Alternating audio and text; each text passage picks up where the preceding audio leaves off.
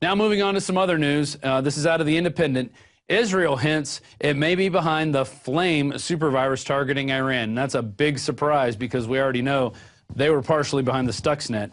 A top Israeli minister fed speculation that the Jewish state could be responsible for a powerful new virus said to have been used in a fresh attack on computers in Iran and elsewhere in the Middle East. That's right. It includes Palestine, Sudan, Syria, Lebanon, Saudi Arabia, and Egypt, in addition to Iran.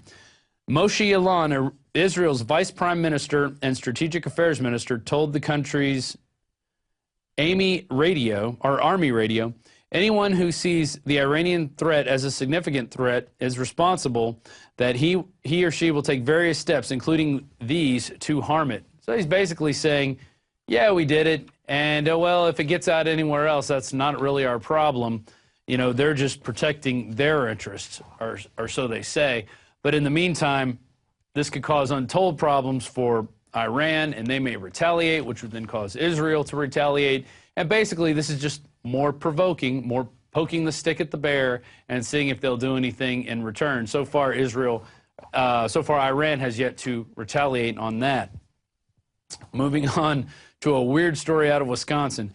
Pastor sentenced to 2 years in prison for teaching that parents should spank their children.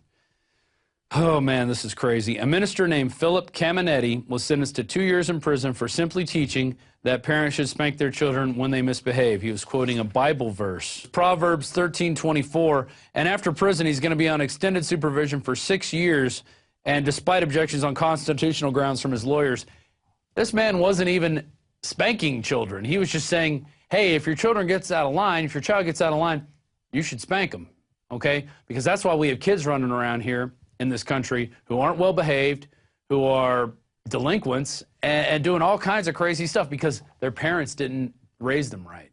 Okay, probably because they didn't spank them because they were told spanking was bad.